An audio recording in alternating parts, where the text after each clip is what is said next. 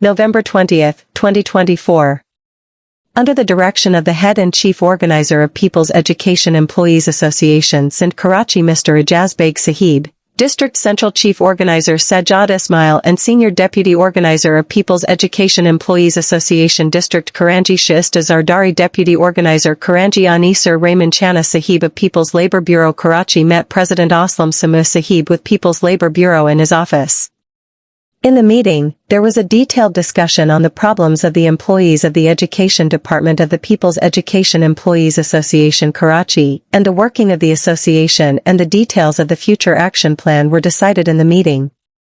He assured cooperation and said that the People's Labour Bureau stands with the People's Education Employees Association on every front and the People's Education Employees Association stands with the People's Labour Bureau. It is an important component. Inshallah, soon a meeting of the executive body of the People's Education Employees Association will be held under the leadership of the People's Bureau, in which a joint action plan will be prepared for the promotion and development of education in Sindh in the light of the vision of Mr. Honorable Chairman Bilal Bhutto Zardari. Report by N.I. Bookshi.